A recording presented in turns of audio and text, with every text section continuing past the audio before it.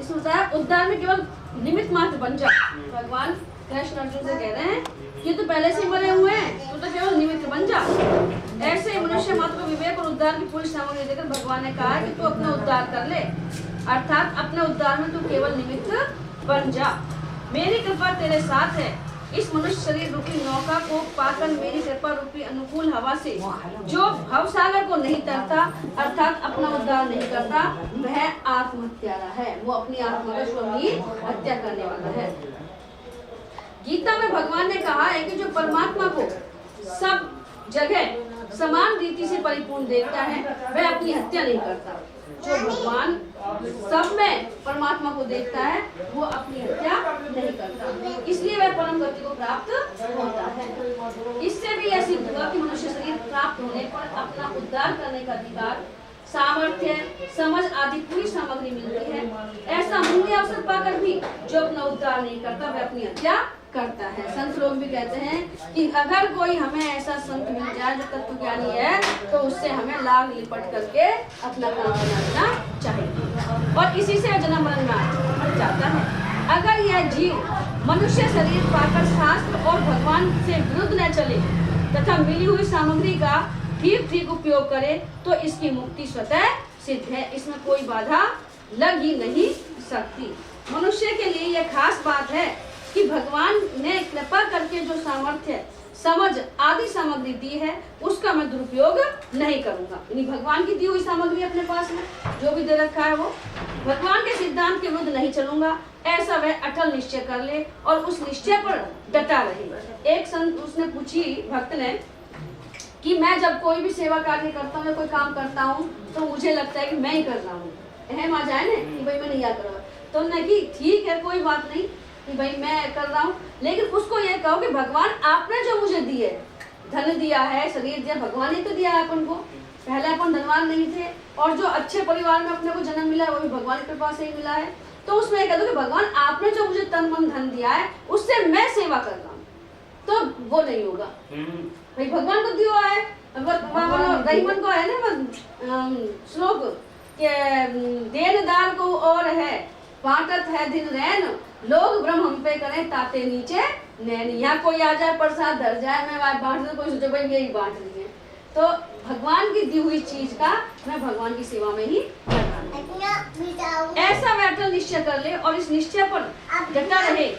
अगर अपनी सामर्थ्य से कभी दुरुपयोग भी हो जाए, तो मन में उसकी जलन पैदा हो जाए और भगवान से कह दे कि हे नाथ, मेरे से गलती हो गई, अब ऐसी गलती कभी नहीं करूंगा। फिर एक ने पूछी कि साहब मैंने पहले मतलब रिश्वत का पैसा आओ, मैंने उससे मकान बना लिया, वो बना लिया, अब उसका मैं क्या करूं, उस मकान में रहूं कि नहीं रहूं।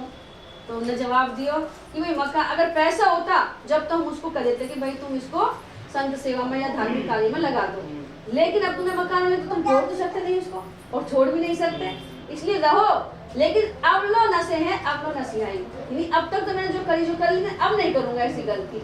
उसको गलती मान के आगे उसका मतलब पैसे का सदुपयोग लो, और दूसरा वैसा पैसा मतलब ईमान पर रहो, तो वो आपका सब शुद्ध हो जाएगा, भगवान का नाम लेते।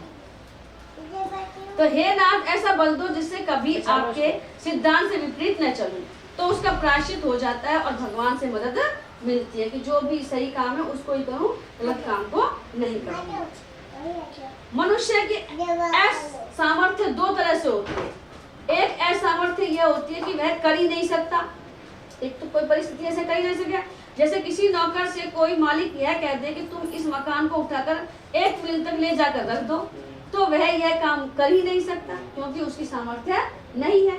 दूसरी असामर्थ्य यह होती है कि वह कर तो सकता है और करना चाहता भी है, फिर भी समय पर प्रमादवश नहीं करता, प्रमाद में पड़ा रहता है। यह असामर्थ्य साधक में आती रहती है। इसको दूर करने के लिए साधक भगवान से कहे कि हे नाथ, मैं ऐसा प्रमाद फिर कभी न करूं, ऐसी मेरे को शक्ति दो। प्रमाद की बात, एक 85 वर्ष का संत था, गंगा नदी किनारे, ये कई 3 लोग सीधी थे, तो वो बहुत मतलब 80-85 साल का संत था। अब वो कहीं है मतलब करवट लेके पढ़ाई रहेगा, तो संत गए वहाँ पे और से उन्होंने की भाई महाराज जी आप ऐसे ही पढ़े देखते हैं हम आपको, है ना? ऐसे आप पढ़े रहते हो।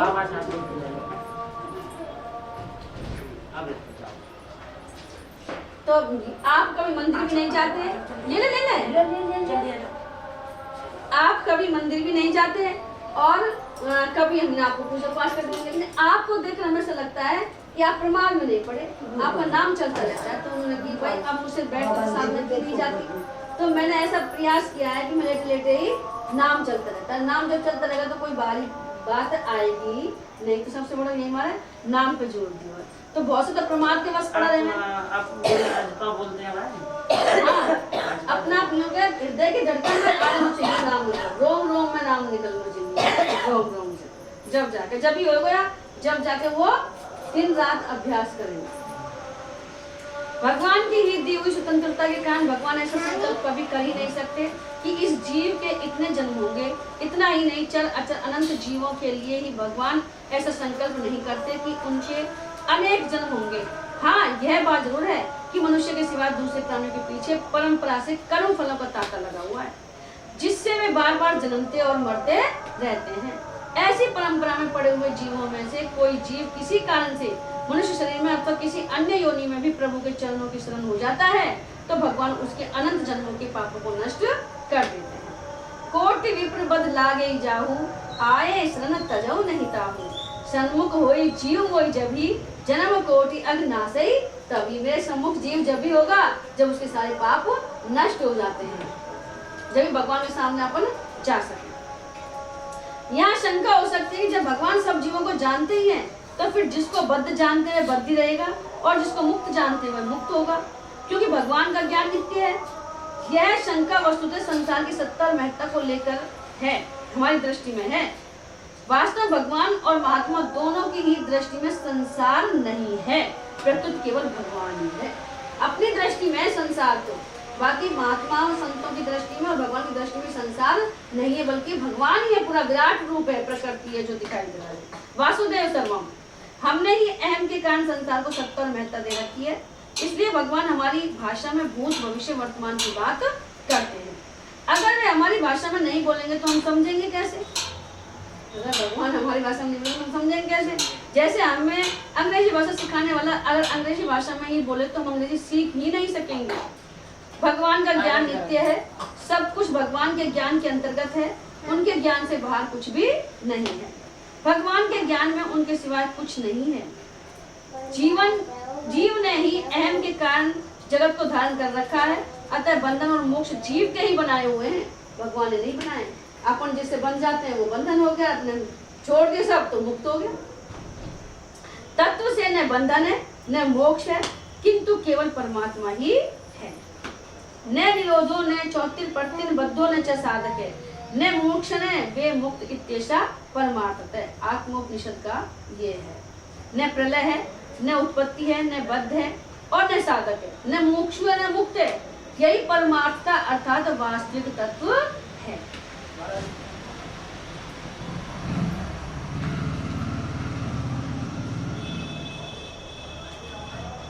तत्व से बंधन है न मोक्ष, किंतु केवल परमात्मा ही है। यहाँ 2 बार 4 पद देने का सीताराम बड़े तात्पर्य कि कोई भी काल स्थायी नहीं है, न भूतकाल सदा रहता है, न वर्तमान रहता है और न भविष्य सदा रहता है। यानी कोई भी काल स्थायी नहीं है, पर भगवान सदा रहते हैं। जैसे भूतकाल और भविष्य काल अभी नहीं है, ऐसे वर्तमान काल भी नहीं है। भूतकाल और भविष्य काल की संधि को ही वर्तमान काल कहते हैं। अब बोल रही वर्तमान जो भूत है, तो भूतकाल और भविष्य काल की संधि को ही वर्तमान काल कहते हैं। पाणिनि व्याकरण का एक सूत्र है, वर्तमान सामीप्य वर्तमान वृद्धा, अर्थात वर्तमान सामीप्य भी वर्तमान की तरह होता है। जैसे भूतकाल को लेकर कहते हैं कि मैं अभी आया हूँ और भविष्य को लेकर कहते हैं कि मैं अभी जा रहा हूँ, यह वर्तमान सामीप्य है। वास्तव में वर्तमान सामीप्य को ही वर्तमान काल कह देते हैं। अगर वर्तमान काल वास्तव में होता तो वह कभी भूत में परिवर्तित नहीं होता। वास्तव में काल वर्तमान नहीं है, परंतु भगवान ही वर्तमान है। तात्पर्य कि जो प्रतिशत बदलता है वह वर्तमान नहीं है। काल तो बदलता रहता है, वर्तमान भविष्य, परंतु जो कभी बदलता नहीं वही वर्तमान है। इसलिए भगवान ने श्लोक के आरंभ में वर्तमान क्रिया दी है। वेदाहम, मैं जानता हूँ, भगवान भूत भविष्य वर्तमान सब में सदा वर्तमान है, पर भगवान में न भूत है न भविष्य और न वर्तमान है। भगवान का वर्तमान पना काल के अधीन नहीं है, क्योंकि भगवान कालातीत है। काल ने भगवान की दृष्टि में है और न महात्मा की दृष्टि में। जन्म मरण के बंधन से अपन जब ही मुक्त हो सकते हैं जब अपन संसार को छोड़े। एक वक्त आयो एक संत महात्मा जी अब वो जैसे भी जावा करा तो उनको एक मोहर से भी मिला करी सोना की भाई दक्षिणा में रूप में, तो उनके मन में विचार आयो उनके पास 5-7 मोहर होगी। तो हालांकि ये संत लोग इकट्ठा ना करें, हाथ के हाथ ही वो कोई ना कोई सेवा कार्य में लगा दे, पर उन्होंने सोची कि जब कुंभ को मेला लगेगा तो मैं सब संतन को पवाऊंगा, जितना भी अखाड़ा का आएगा उनको। तो उनने कहा ही करो जोड़ में लग गया, तो उन्होंने एक डंडा बनवाया ऐसा जो में उन्हें सभी ने बढ़ता गया चलता गया। अपने जो देवर इच्छा और प्रबल होगी कि जो कि मैं जाऊं जो को मतलब भोजन पवावे तो मुझे एक असर भी मिलनी चाहिए, तो देवैया सभी तो वो असर भी दे देते उन्हें। और डंडा चूड़ीदार बनवाया तो वहाँ सारी भर दी। भर कर तो एक दिन वो ऐसी जगह गया तो उन्हें कि भाई कोई यहाँ भक्त है कि जिसके मैं ठहर सकता हूँ। उन्हें गाँव वाले की भाई एक हमारे है बहुत अच्छा भक्त है वो, वहाँ उनके यहाँ ठहर जाओ। वो वहाँ गया, उन्हें दोनों जना ने उनकी सेवा करी महात्मा जी की, तो भोजन पानी पवाया।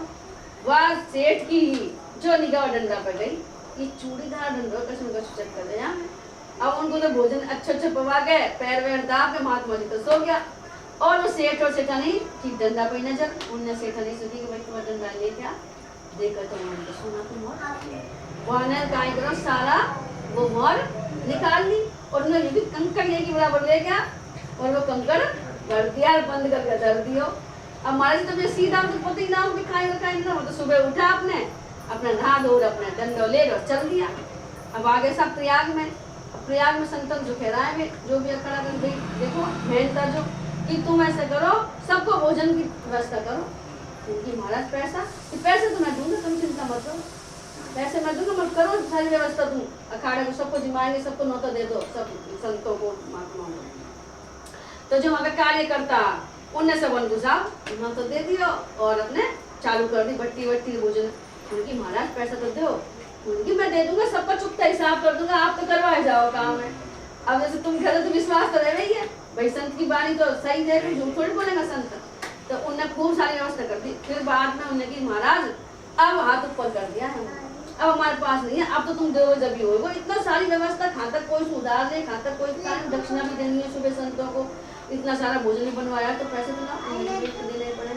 वहाँ डंडे वक्त कहीं पतो उन महात्मा जी ने डंडा निकालो खोलो तो हमें कंकड़, अरे वो तो बहुत जोर भी हुई, उनको तो काटे तो खून नहीं की तो बहुत जोर भी हुई भाई। अब काय करें उनकी महाराज अब क्या तुम ऐसे झूठ बोलते हो, संत तो दाल से लगा उन्हें कि आपको जो पता था कि आपके पास पैसे नहीं तो आपने इतना बड़ा खड़ा क्यों करवाया, वो किया कि मैं सबको चुप कर दूँ कोई बात नहीं। अब वह बेचारा शर्म के मारे वो संत नदी में गया नहाने के लिए और वहीं कूद के अपने प्राण त्याग दिया। उधर वो सेठ हो जो उस दिन दुगना और रात सोने तो जैसा भी खूब व्यापार बढ़ गया, पैसा से पैसा बढ़े, पैसा लेकर उन्हें खूब व्यापार करो, व्यापार बढ़ गया। थोड़े दिन बाद ही आके 9 महीने बेटो होगा और खुशी होगी, वहाँ पे खुशी होगी, बड़ा हो गया बेटा, खूब और व्यापार बढ़ रहा है। धीरे धीरे वो बच्चा है जो बीमार पड़ जाता है, उसके ऐसा रोग लग जाता है तो वो पैसे में पैसे लगाया जाता है, पैसे में पैसे लगाया लेकिन वो ठीक नहीं हो रहा, काफी बड़ा हो गया।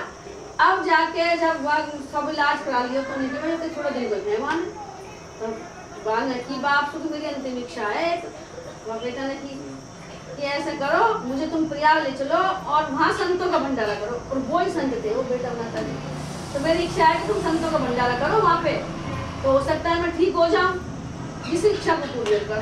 वो लगे प्रयागराज में उन्होंने खूब सबन को भंडारा करवाया, भंडारा कर दिया सब, उनकी पैसा चाहिए ना, मेरे तो सब रोग में लग गया, पैसा इलाज में लग गया, उनकी नाक मकान बेच दो, जमीन बेच दो, पर ये इच्छा तो पूरी करो मेरी, मेरा कोई पता ना है। वहाँ जमीन बेच दी, मकान, अब वो बिल्कुल सड़क पर आ गया। जब जाके फिर उनने की मछुरा ने, मैं वही संत हूँ जो तुमने मेरी वहाँ में से वो पैसा लियो, इतना पैसा तुमने तुम्हारे इलाज में लगवा दिया और अब तुम बिल्कुल कंगाल हो गए, इतना पैसा मैंने मेरे संतन का भंडारा में लगा दिया।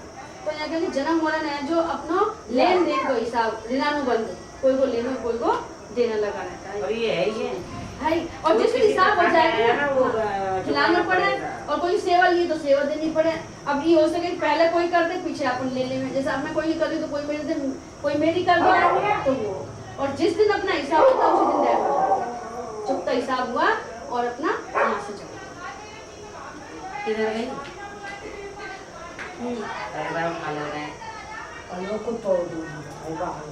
तो ये छोड़ दे रही है। नहीं ले जा, 2 दिन भर के लेके आओ, नहीं तो मैं जाऊंगी। इच्छा द्वेष समुत्थेन द्वंद्व मोहेन भारत सर्वभूतानि समूहम सर्गे यान्ति परंतु। तू देख ले बच्चा सा कौन डांटे कौन हुआ करे। इच्छा और द्वेष से द्वंद्व मोह पैदा होता है, इच्छा और द्वेष से, जिससे मोहित होकर प्राणी भगवान से बिल्कुल विमुख हो जाते हैं और विमुख होने से बार बार संसार में जन्म लेते हैं। मनुष्य को संसार से विमुख होकर केवल भगवान में लगने की आवश्यकता है। भगवान में न लगने में बड़ी बाधा क्या है? पूछने की बाधा क्या है, तुम भगवान के लिए लगते हो? यह मनुष्य शरीर विवेक प्रदान है, अतः मनुष्य की प्रवृत्ति और निवृत्ति पशु पक्षियों की तरह न होकर अपने विवेक अनुसार होनी चाहिए, क्योंकि मनुष्य के अंदर विवेक है, बुद्धि है। परंतु मनुष्य अपने विवेक को महत्व न देकर राग और द्वेष को लेकर ही प्रवृत्ति और निवृत्ति करता है। विवेक को महत्व नहीं देता और राग और द्वेष से ही लगा, जिससे उसका पतन होता है। मनुष्य की 2 मनोवृत्तियां हैं, एक तरफ लगाना और एक तरफ से हटाना। एक तरफ लगाना, एक तरफ हटाना है। कहाँ से हटानी है? संसार से हटानी है और परमात्मा की ओर लगानी है। मनुष्य को परमात्मा में तो अपनी वृत्ति लगानी है और संसार से अपनी वृत्ति हटानी है। अर्थात परमात्मा से तो प्रेम करना है और संसार से वैराग्य करना है। परंतु इन दोनों वृत्तियों को जब मनुष्य केवल संसार में ही लगा देता है, तब वही प्रेम और वैराग्य क्रमशः राग और द्वेष का रूप धारण कर लेता है, जिससे मनुष्य संसार में उलझ जाता है और भगवान से सर्वथा विमुख हो जाता है। फिर भगवान की तरफ चलने का अवसर ही नहीं होता। कभी कभी वह सत्संग की बातें भी सुनता है, शास्त्र भी पढ़ता है, अच्छी बातों पर विचार भी करता है, मन में अच्छी बातें पैदा हो जाती हैं तो उनको ठीक भी समझता है। फिर भी उसके मन में राग के कारण ये बात गहरी बैठी रहती है कि मुझे तो सांसारिक अनुकूलता को प्राप्त करना है, संसार में जो चीजें हैं उनको प्राप्त करना है, मैं सुखी रहूं, और प्रतिकूलता को हटाना है। यह मेरा खास काम है, क्योंकि इसके बिना मेरा जीवन निर्भर नहीं होगा। इस प्रकार का हृदय में दृढ़ता से राग द्वेष को पकड़े रखता है। इसलिए हम जिससे सुनने पढ़ने और विचार करने पर भी उसकी वृत्ति राग द्वेष रूप द्वंद्व को नहीं छोड़ती, इसी से वह परमात्मा की तरफ चल नहीं सकता। यानी अपने अंदर राग द्वेष जो भरा हुआ है उसके आधार अपन परमात्मा में नहीं चल सकते। द्वंद्व में भी अगर उसका राग मुख्य रूप से एक ही विषय में हो जाए तो भी ठीक है। जैसे भक्त भील मंगल की वृत्ति चिंतामणि नामक वैश्य में लग गई तो उनकी वृत्ति संसार से तो हट गई। जब वैश्य ने यह धारणा की ऐसे हाड़ मांस के शरीर में तू आकृष्ट हो गया, अगर भगवान में इतना आकृष्ट होता तो निहाल हो जाता। तब उनकी वृत्ति वैश्य से हटकर भगवान में लग गई, उनको उद्धार हो गए। देखो इतनी सी बात नहीं है, वैश्य से शिक्षा मिल गई ना वहाँ। इसी तरह से गोपियों का भगवान में राग हो गया तो वह राग भी कल्याण करने वाला हो गया। शिशुपाल का भगवान के साथ वैर रहा तो वैर पूर्वक भगवान का चिंतन करने से भी उसका कल्याण हो गया, चाहे द्वेष भाव से बुझो चाहे प्रेम भाव से। कंस को भगवान से भय हुआ तो भय वृत्ति से भगवान का चिंतन करने से उसका भी कल्याण हो गया। हाँ, यह बात जरूर है कि वैर और भय से भगवान का चिंतन करने से शिशुपाल और कंस भक्ति के आनंद को नहीं ले सके। भगवान को तो प्राप्त कर लिया लेकिन भक्ति का आनंद नहीं ले सके। तात्पर्य यह है कि किसी भी तरह से भगवान की तरफ आकर्षण हो जाए तो मनुष्य का उद्धार हो जाए। परंतु संसार में राग द्वेष काम क्रोध ठीक बेठीक अनुकूल प्रतिकूल आदि द्वंद्व रहने से मूर्ता दृढ़ होती है और मनुष्य का पतन हो जाता है। दूसरी रीति से यह समझें कि संसार का संबंध द्वंद्व से दृढ़ होता है और कामना को लेकर मनोवृत्ति का प्रभाव संसार की तरफ हो जाता है। तब सांसारिक अनुकूलता और प्रतिकूलता को लेकर राग द्वेष हो जाते हैं। अर्थात एक ही पदार्थ कभी ठीक लगता है और कभी बेठीक लगता है। कभी उसमें राग होता है, कभी द्वेष होता है, जिनसे संसार का संबंध दृढ़ हो जाता है। इसलिए भगवान ने दूसरे अध्याय में निर्द्वंद पद से द्वंद रहित होने की आज्ञा दी है। निर्द्वंद पुरुष सुख पूर्वक मुक्त होता है। निर्द्वंदो ही महाभावो सुखम बंधात सुख प्रमुच्यते। सुख दुख आदि द्वंद्वों से रहित होकर भक्तजन अविनाशी पद को प्राप्त होते हैं। भगवान ने द्वंद्व को मनुष्य का खास शत्रु बताया है। जो द्वंद्व मोह से रहित होते हैं वे दृढ़वती होकर भगवान का भजन करते हैं। इत्यादि रूप से गीता में द्वंद्व रहित होने की बात बहुत बार आई है। जन्म मरण में जानने का कारण क्या है? शास्त्रों की दृष्टि से तो जन्म मरण का कारण अज्ञान है। अज्ञान की वजह से अपन जन्म मरण लेते रहते हैं। परंतु संतवाणी को देखा जाए तो जन्म मरण का खास कारण राग के कारण प्राप्त परिस्थिति का दुरुपयोग है। हम परिस्थितियों का सदुपयोग नहीं करते। फल इच्छा पूर्वक शास्त्र विहित कर्म करने से और प्राप्त परिस्थिति का दुरुपयोग करने से, अर्थात भगवत आज्ञा विरुद्ध कर्म करने से, विरुद्ध कर्म करने से सत असत योनियों की प्राप्ति होती है। अर्थात देवताओं की योनि 84 लाख योनि और नरक प्राप्त होते हैं। प्राप्त परिस्थिति का सदुपयोग करने से सम्मोह अर्थात जन्म मरण मिट जाता है। यानी दुरुपयोग करते हैं तो हमारा जन्म मरण बंधन बना रहता है और सदुपयोग करते हैं तो मिट जाता है। उसका सदुपयोग कैसे करें? हमारे को जो अवस्था परिस्थिति मिली है उसका दुरुपयोग न करने का निर्णय किया जाए कि हम दुरुपयोग नहीं करेंगे, अर्थात शास्त्र और लोक मर्यादा के विरुद्ध काम नहीं करेंगे। दुरुपयोग का मतलब ये कि हम शास्त्र मर्यादा के विरुद्ध कोई काम नहीं करेंगे। इस प्रकार राग रहित होकर दुरुपयोग न करने का निर्णय होने पर सदुपयोग अपने आप होने लगेगा, अर्थात शास्त्र और लोक मर्यादा के अनुकूल काम होने लगेगा। जब सदुपयोग होने लगेगा तो उसका हमें अभिमान नहीं होगा, कारण कि हमने तो दुरुपयोग न करने का विचार किया है। सदुपयोग करने का विचार तो हमने किया ही नहीं, फिर करने का अभिमान कैसे? इससे तो तत्व अभिमान का त्याग हो जाएगा। जब हमने सदुपयोग किया ही नहीं तो उसका फल भी हम कैसे चाहेंगे?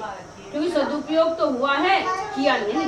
हमने नहीं किया, अपना आप ही हुआ। जब हम पता ही ना पड़े हमने कर्म कर दी तो फल की इच्छा भी न रखेंगे, अतः इससे फल इच्छा का त्याग हो जाएगा।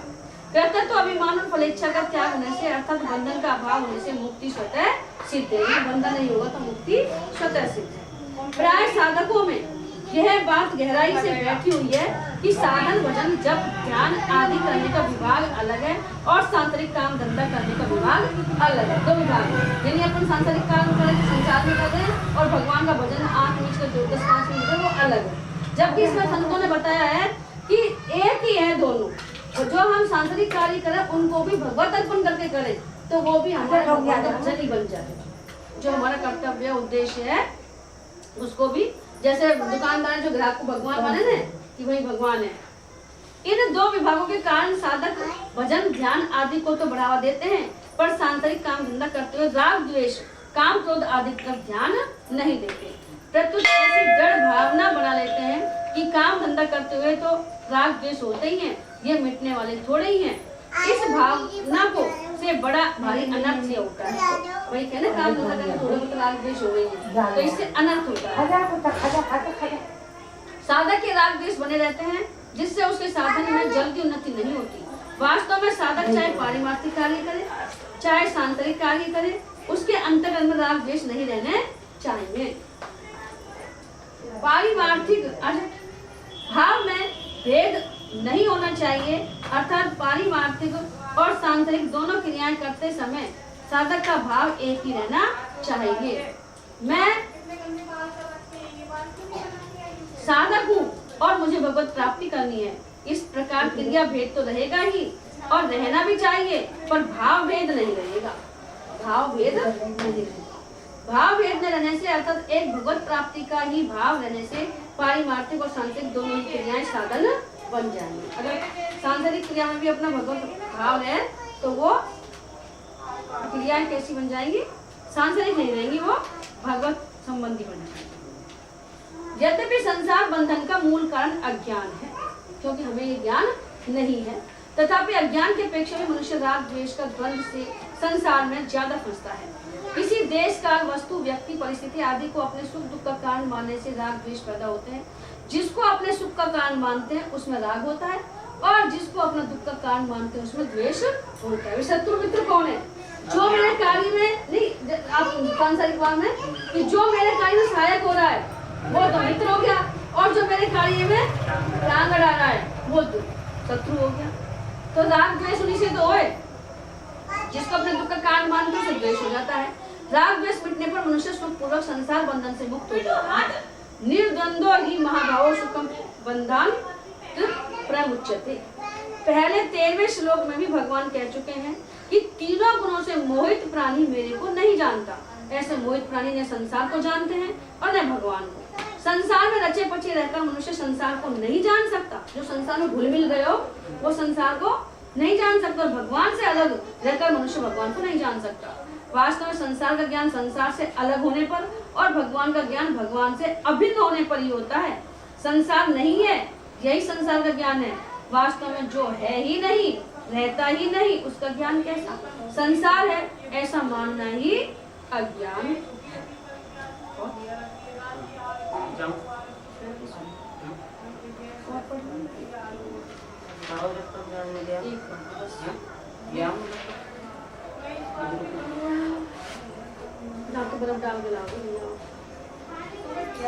येषां त्वन्द्गतं पापं जनानां पुण्य कर्मणां ते द्वंद्व मोह निर्मुक्त भजन्ते मां दृढ़व्रता। यह सुन जाओ पीछे द्वंद्व मोह से मोहित मनुष्य तो भजन नहीं करते, और जो द्वंद्व मोह से मोहित नहीं है वे भजन करते हैं। तो भजन नहीं करने वालों की अपेक्षा भजन करने वालों की विलक्षणता बताने के लिए यहाँ तू पद आया है। जिन मनुष्यों ने अपने को तो भगवत प्राप्ति ही करनी है, इस उद्देश्य को पहचान लिया है कि मुझे तो भगवान ही प्राप्त करने हैं, अर्थात जिनको उद्देश्य की यह स्मृति आ गई है कि यह मनुष्य शरीर भोगने के लिए नहीं है, प्रत्युत भगवान की कृपा से केवल उनकी प्राप्ति के लिए मिला है।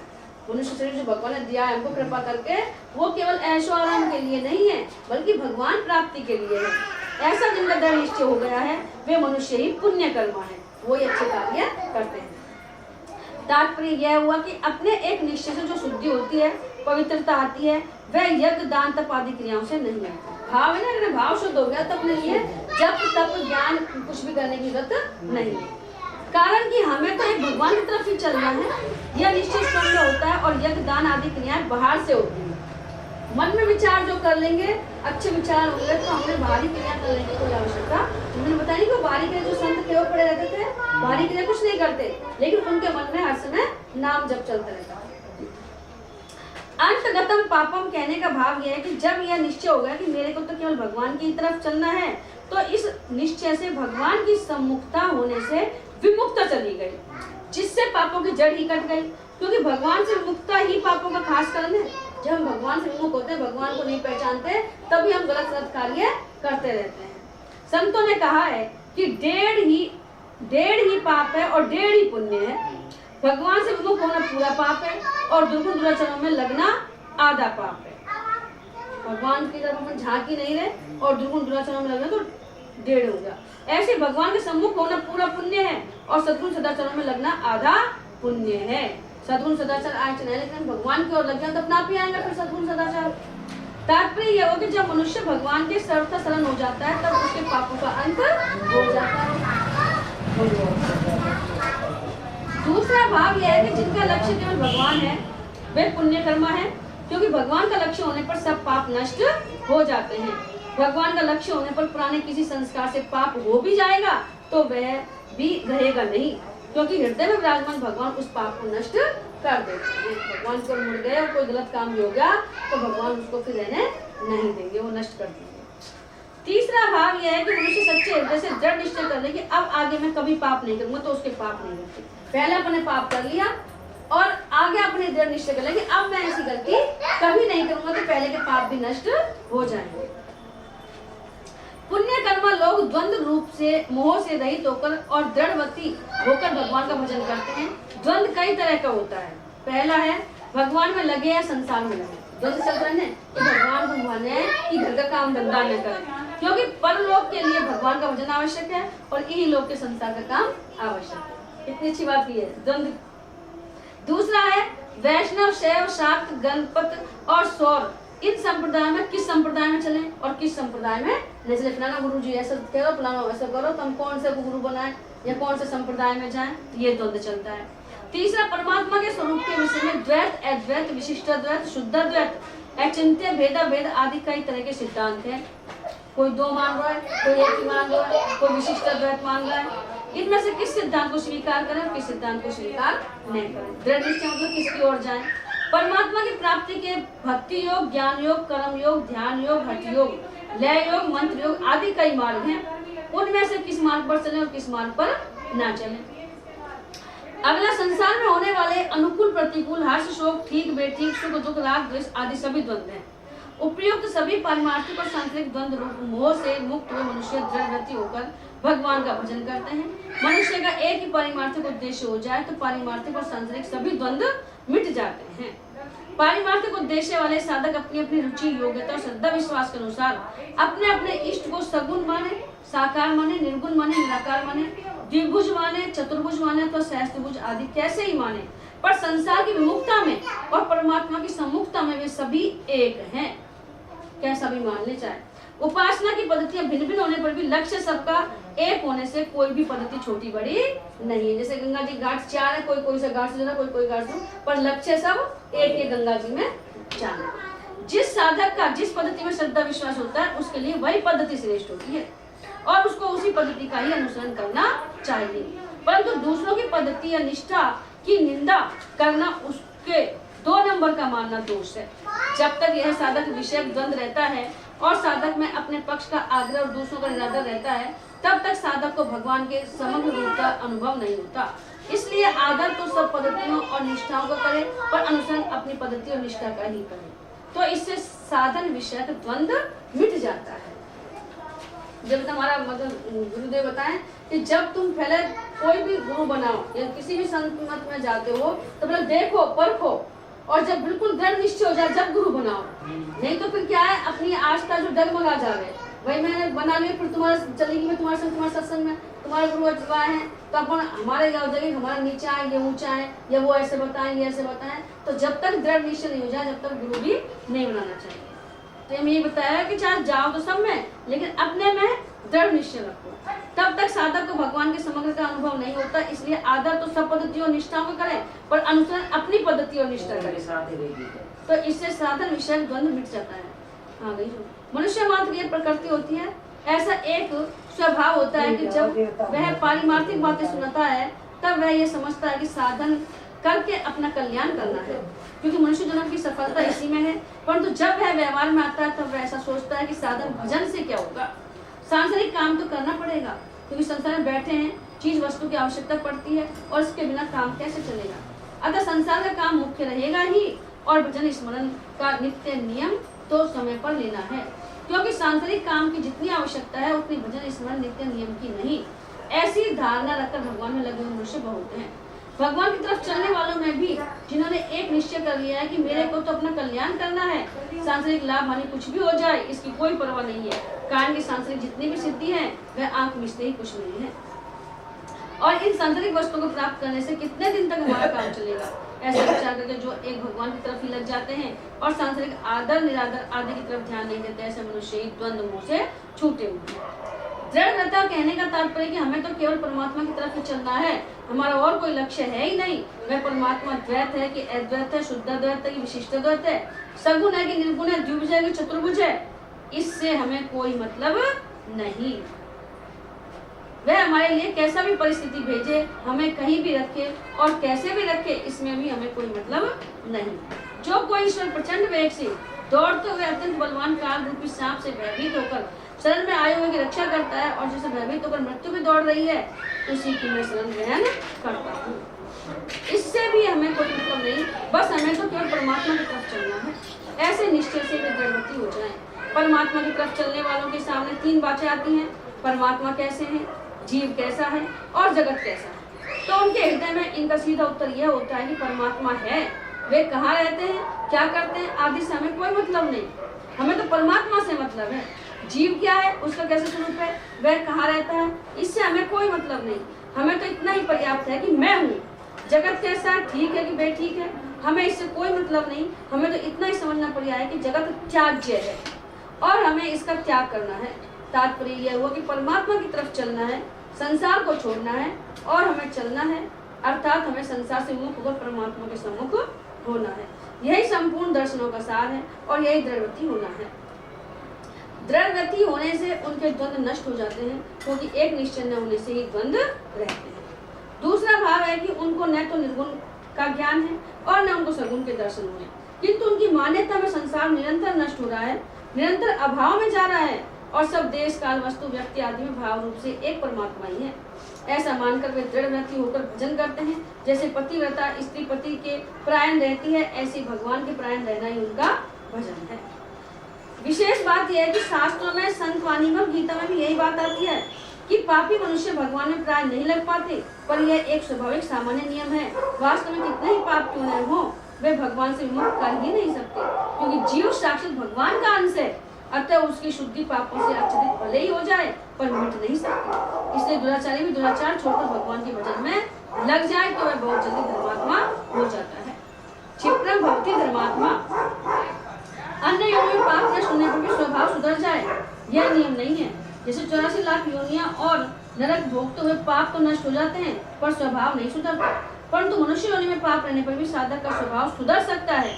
जैसे पापों के रहने से उनके फल रूप में प्रतिकूल परिस्थिति, बीमारी आदि आती है, पर सत्संग से, साधारण परायणता से, अहंता परिवर्तन से पारिमार्थिक साधक का स्वभाव सुधर जाता है। अतः मनुष्य को कभी भी ऐसा नहीं मानना चाहिए कि पुराने पापों के कारण मेरे से भजन नहीं हो रहा है, क्योंकि पुराने पाप केवल प्रतिकूल परिस्थिति रूप फल देने के लिए होते हैं, भजन में बाधा देने के लिए नहीं। प्रतिकूल परिस्थिति देखकर वे पाप नष्ट हो जाते हैं। अगर ऐसा मान लिया जाए कि पापों के कारण ही भजन नहीं होता, तो अपि चेदस दुराचारो भजते मामन्य भाग। दुराचारी से दुराचारी पुरुष अनन्य भाव से मेरा भजन करता है। यह कहना बन नहीं सकता। पापों के कारण अगर भजन ध्यान में बाधा लग जाए तो बड़ी मुश्किल हो जाएगी, क्योंकि बिना पाप के कोई प्राणी है ही नहीं। पाप पुण्य से ही मनुष्य शरीर मिलता है। इससे सिद्ध होता है कि पाप भजन में बाधक नहीं हो सकते। इसलिए जो दृढ़व्रती पुरुष भगवान के शरण होकर वर्तमान में भगवान के भजन में लग जाते हैं, उनके पुराने पापों का अंत हो जाता है। मनुष्य शरीर भजन करने के लिए ही मिला है, अतः जो परिस्थितियां शरीर तक रहने वाली हैं, वे भजन में बाधा पहुंचाए, ऐसा कभी संभव ही नहीं है। सकाम पुण्य कर्मों की मुख्यता होने से जीव स्वर्ग में जाते हैं और पाप कर्मों की मुख्यता होने से नरक में जाते हैं। परंतु भगवान विशेष कृपा करके पापों और पुण्यों का पूरा फल भोग न होने पर भी, अर्थात 84 लाख योनियों के बीच में ही जीव को मनुष्य शरीर देते हैं। मनुष्य शरीर में भगवत भजन का अवसर विशेषता से प्राप्त होता है। अतः मनुष्य शरीर प्राप्त होने पर भगवत प्राप्ति की तरफ से कभी निराश नहीं होना चाहिए, क्योंकि भगवत प्राप्ति के लिए ही मनुष्य शरीर मिला है। यह मनुष्य शरीर भोग योनि नहीं है, इसको सामान्यतः कर्म योनि कहते हैं। परंतु संतों की वाणी और सिद्धांतों के अनुसार मनुष्य शरीर केवल भगवत प्राप्ति के लिए ही है। इसमें पुराने पुण्यों के अनुसार जो अनुकूल परिस्थिति आती है और पुराने पापों के अनुसार जो प्रतिकूल परिस्थिति आती है, ये दोनों ही केवल साधन सामग्री है। इन दोनों से अनुकूल परिस्थिति आने पर दुनिया की सेवा करना और प्रतिकूल परिस्थिति आने पर अनुकूलता की इच्छा का त्याग करना, यह साधक का काम है। ऐसा करने से दोनों ही परिस्थितियां साधन सामग्री हो जाएंगी। इनमें भी देखा जाए तो अनुकूल परिस्थितियों में पुराने पुण्यों का नाश होता है और वर्तमान में भोगों में फंसने की संभावना भी रहती है। परंतु प्रतिकूल परिस्थिति में पुराने पापों का नाश होता है और वर्तमान में अधिक सजगता, सावधानी रहती है, जिससे साधन सुगमता से बनता है। इस दृष्टि से संतजन सांसारिक प्रतिकूल परिस्थिति का आदर करते आए हैं। भगवान के सम्मुख होना सबसे बड़ा पुण्य है, क्योंकि यह सब पुण्यों का मूल है। परंतु भगवान से विमुख होना सबसे बड़ा पाप है, क्योंकि यह सब पापों का मूल है। सन्मुख होई जीव मोई जभी, जन्म कोटि अग्नाशय तभी। क्योंकि ये सब पापों का मूल है। जिस मनुष्य के पाप नष्ट हो गए हैं, अर्थात जो संसार से विमुख होकर भगवान के सम्मुख हो गए हैं, वे राग, द्वेष, हर्ष, शोक, सुख, दुख आदि द्वंद्वों से रहित होकर भगवान का भजन करते हैं। भजन करने वालों के प्रकार का वर्णन 16वें श्लोक में चतुर्विद्या भजन्ते माम पदों से कर चुके हैं। राग द्वेष मनुष्य को संसार की तरफ खींचते रहते हैं। जब तक एक वस्तु में राग रहता है, तब तक दूसरी वस्तु में द्वेष रहता ही है, क्योंकि मनुष्य किसी वस्तु के सम्मुख होगा ही तो किसी वस्तु के विमुख होगा ही। जब तक मनुष्य के भीतर राग द्वेष रहते हैं, तब तक वह भगवान के सर्वथा सम्मुख नहीं हो सकता, क्योंकि उसका संबंध संसार से जुड़ा रहता है। उसका जितने अंश में राग, संसार से राग रहता है, उतने अंश में भगवान से द्वेष अर्थात विमुखता रहती है। दृढ़व्रता, ढीली प्रकृति वाला मनुष्य अर्थात शिथिल स्वभाव वाला मनुष्य असत का जल्दी त्याग नहीं कर सकता। एक विचार किया और उसको छोड़ दिया, फिर दूसरा विचार किया उसको छोड़ दिया। इस प्रकार बार बार विचार करने और उसको छोड़ देने से आगे बिगड़ जाता है। इस बिगड़ी हुई आदत के कारण ही वह असत के त्याग की बातें तो सीख जाता है, पर असत का त्याग नहीं कर पाता। अगर वह असत का त्याग कर भी देता है तो स्वभाव की ढिलाई के कारण ही उसको सत्ता दे देता है। स्वभाव की शिथिलता स्वयं साधक की बनाई हुई है, अतः साधक के लिए बहुत आवश्यक है कि वह अपना स्वभाव दृढ़ इस रहने का बना ले। एक बार जो विचार कर ले उस पर दृढ़ रहे, छोटी से छोटी बात में भी वह दृढ़ रहे, तो ऐसा स्वभाव बनने से उसमें असत का त्याग करने की और संसार से विमुख होने की शक्ति आ जाएगी। बोलो श्री कृष्ण भगवान की जय। श्री कृष्ण गोविंद हरे मुरारी, हे नाथ नारायण वासुदेवा। श्री कृष्ण गोविंद हरे मुरारी, हे नाथ नारायण वासुदेवा। हे नाथ नारायण वासुदेवा, हे नाथ नारायण वासुदेवा। श्री कृष्ण गोविंद हरे मुरारी, हे नाथ नारायण वासुदेवा। हे नाथ नारायण वासुदेवा, हे नाथ नारायण वासुदेवा। किसी के जाए किसी के जाए, हे नाथ नारायण वासुदेवा। किसी के जाए किसी के गाए, हे नाथ नारायण वासुदेवा। श्री कृष्ण गोविंद हरे मुरारी, हे नाथ नारायण वासुदेवा। गोकुल में चमिका मथुरा का तारा, हे नाथ नारायण वासुदेवा। गोकुल में चमका मथुरा का तारा, हे नाथ नारायण वासुदेवा। श्री कृष्ण गोविंद हरे मुरारी, हे नाथ नारायण वासुदेवा। हे नाथ नारायण वासुदेवा, हे नाथ नारायण वासुदेवा। श्री कृष्ण गोविंद हरे मुरारी, हे नाथ नारायण वासुदेवा। घर पे मुरली हृदय में राधा,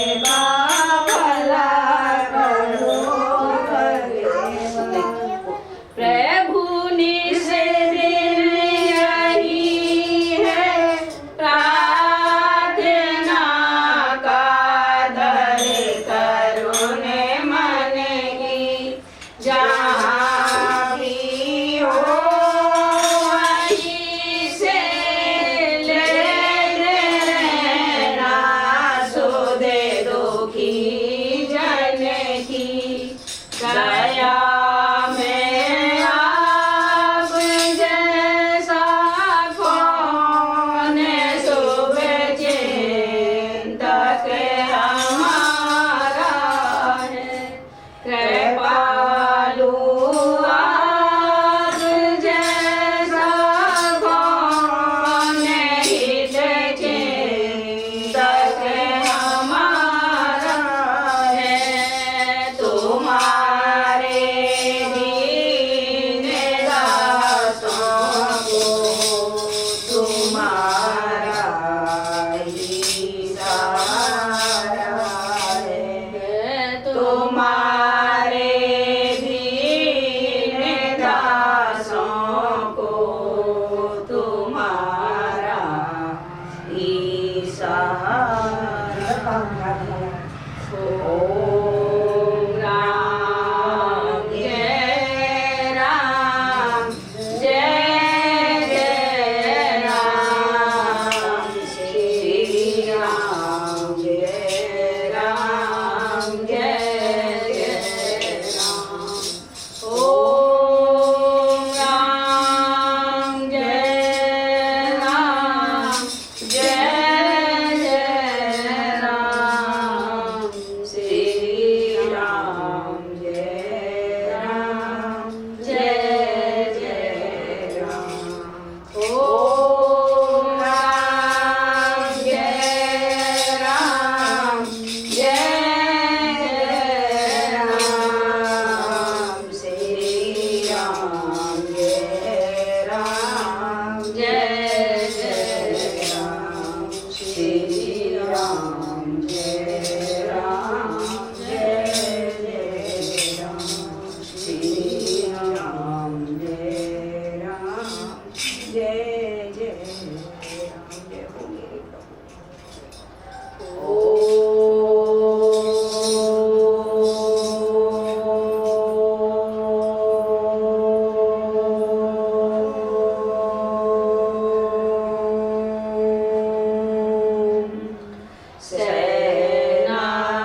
सेनावतु सेनो भुनस्तु सवीर्यं करवावहै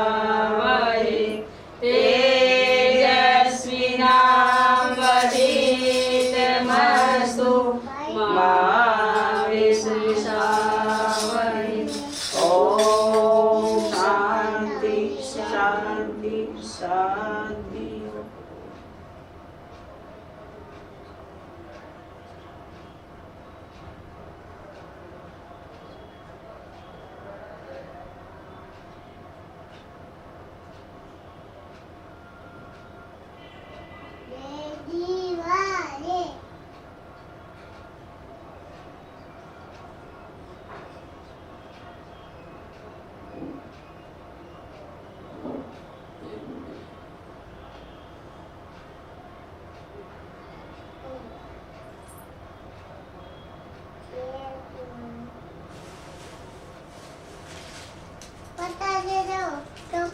भोग लगा के आओ।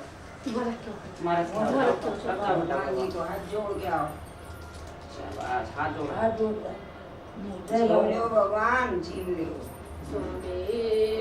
माता पिता त्वमेव त्वमेव बन्धुश्च सखा त्वमेव त्वमेव विद्या द्रविणं त्वमेव त्वमेव सर्वं मम देव देव त्वमेव सर्वं मम देव देव त्वमेव सर्वं मम देव।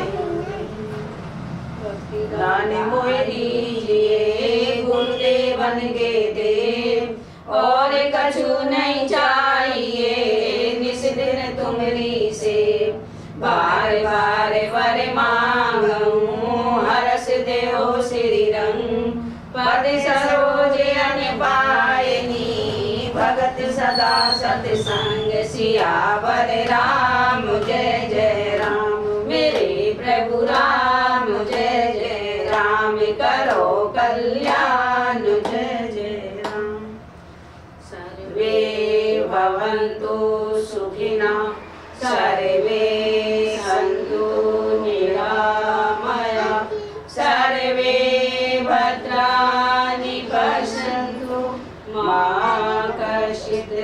भाग्य भवे। ओम शांति शांति शांति। अस्तु मा सद्गमे तमसो मा ज्योतिर्गमे मृत्युर्मा मृतंगमे। ओम शांति गुरुर्ब्रह्मा गुरुर्विष्णु गुरुर्देवो महेश्वर गुरुर्साक्षात् परब्रह्म तस्मै श्री गुरुवे नमः। तस्मै श्री गुरुवे नमः। तस्मै श्री गुरुवे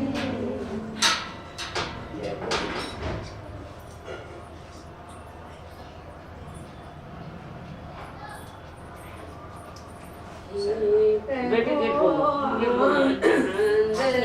माता ज्ञान हमें को दीजिए शीघ्र सारे दूर गुणों को दूर हमसे कीजिए।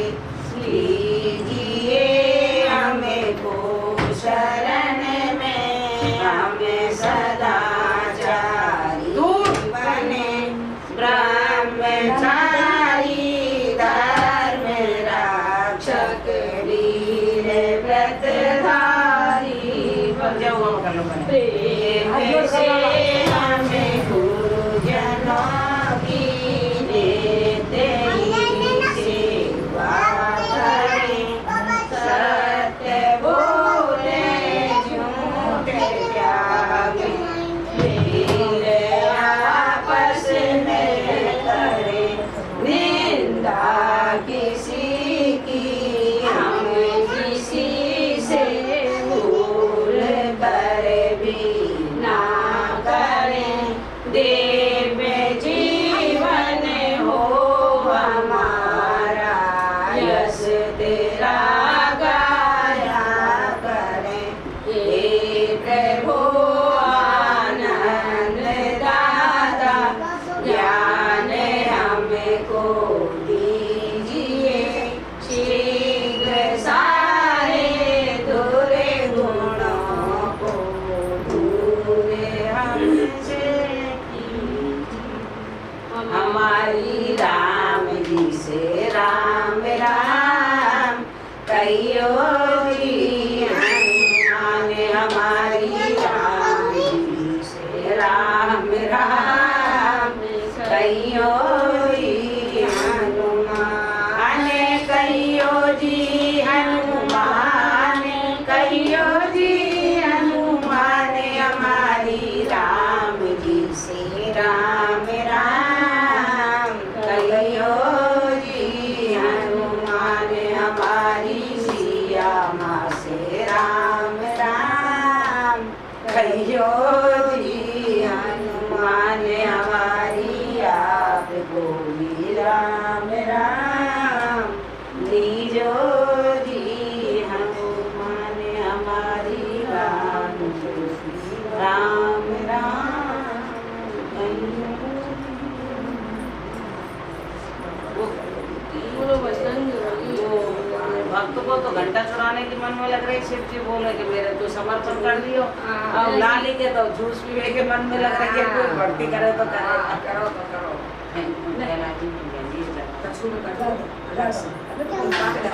लेना है फिर आप दूर करो। ऐसे करेगी लेगी और जितनी इच्छा हो